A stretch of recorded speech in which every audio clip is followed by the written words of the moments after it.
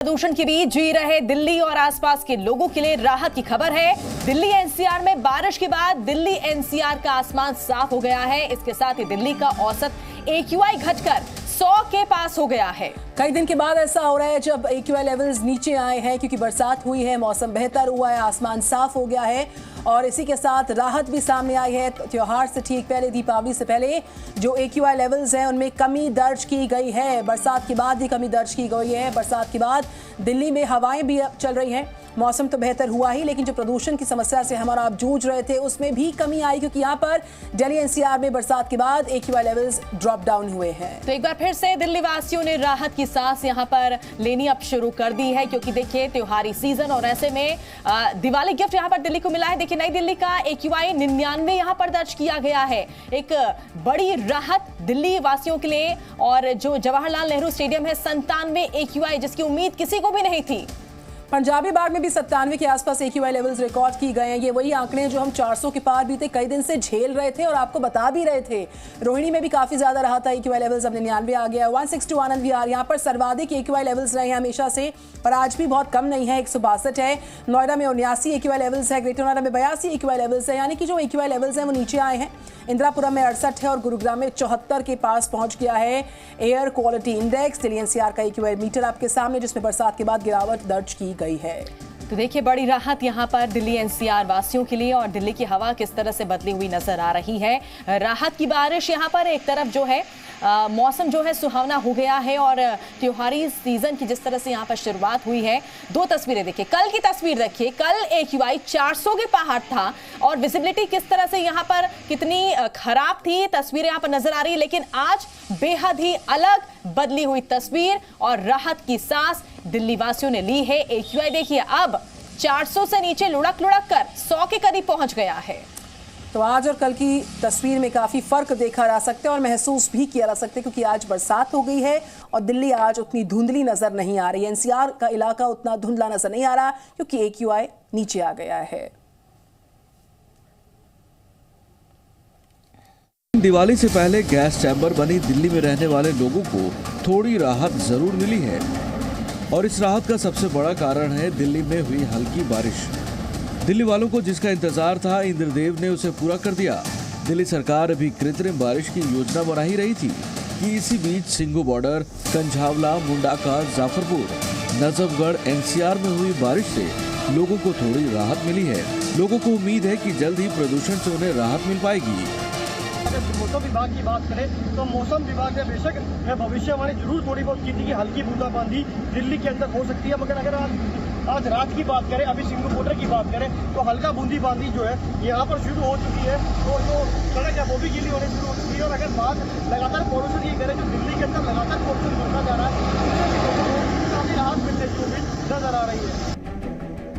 NCR में भी कई जगहों पर बारिश से साफ हवा की उम्मीद बढ़ी है। हल्की राहत और प्रदूषण के बीच दिल्ली वालों के लिए आज का दिन बेहद खास है, क्योंकि आज दिल्ली सरकार वायु प्रदूषण को लेकर अपना एक्शन प्लान सुप्रीम कोर्ट के सामने रखेगी। दिल्ली सरकार आज सुप्रीम कोर्ट में ऑड इवन को लेकर स्टडी रिपोर्ट पेश करेगी और सुप्रीम कोर्ट के निर्देश के बाद अंतिम निर्णय लिया जाएगा। अनुमान लगाया जा रहा है कि थोड़ा बादल होंगे, लेकिन कितनी वर्षा होगी ये कहना अभी मुश्किल काम है। लेकिन अभी भी आगे लगभग हफ्ते भर तक, अगले वीक में इसी तरह की हवा की स्थिति बने रहने का अनुमान लगाया जा रहा है। तो ऐसे परिस्थिति में हमारे हाथ में यही है कि हम ज्यादा से ज्यादा जो सोर्स हैं उसके कंट्रोल पर फोकस करें। इस बीच दिल्ली सरकार ने आर्टिफिशियल बारिश कराने की तैयारी भी कर ली है। दिल्ली में 20 नवंबर को पहली कृत्रिम बारिश कराई जा सकती है, लेकिन इससे पहले सरकार ने पायलट स्टडी कराने का फैसला किया है, जिसमें करोड़ों रुपए खर्च होंगे। दिल्ली सरकार ने कहा है कि अगर केंद्र सरकार सहयोग करे तो वो कृत्रिम बारिश का सारा खर्चा उठाने को तैयार है।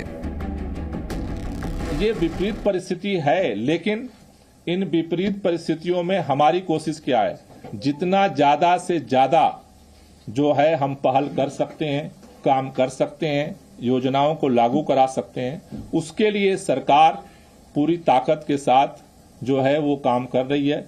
मुख्यमंत्री जी का यही निर्देश है कि सभी मिनिस्टर्स अपने तरफ से सारा एफर्ट करें जो अधिकारी कोऑर्डिनेट कर रहे हैं, सहयोग कर रहे हैं, उनके साथ मिलकर के हम ग्राउंड पे उतरेंगे। वहीं ग्राफ 4 के नियमों को पालन कराने के लिए दिल्ली सरकार के सभी मंत्री सड़कों पर हैं।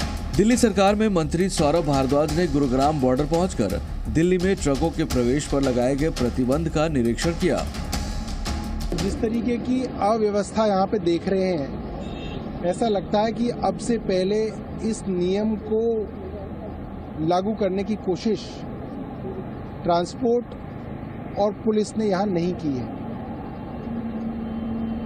ज्यादातर ट्रक वालों को ये नहीं मालूम है कि दिल्ली के अंदर वो नहीं घुस सकते।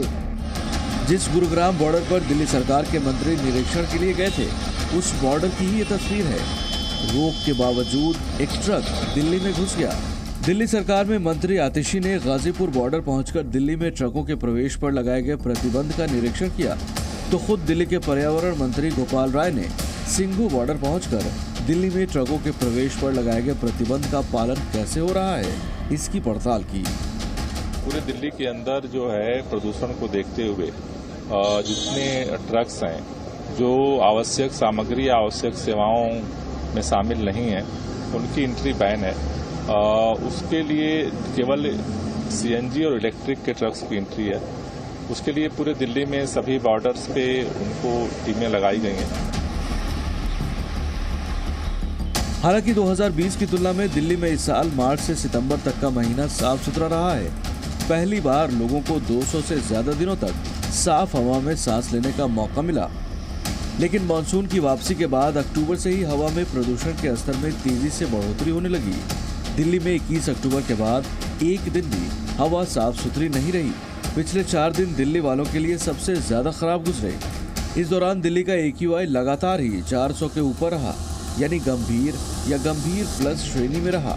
दिल्ली NCR के साथ साथ उत्तर भारत के कई राज्यों में तेजी से हवा की गुणवत्ता प्रभावित हुई है, तो वहीं दिल्ली में हालात सबसे ज्यादा बुरे बने हुए हैं। अब सवाल ये उठता है कि सरकार की ओर से उठाए जाने वाले कदम क्या प्रदूषण को कम करने में कारगर साबित होंगे, या फिर हवा में घुला जहर लोगों को बहुत बीमार करता रहेगा। ब्यूरो रिपोर्ट, जी मीडिया। जी न्यूज़।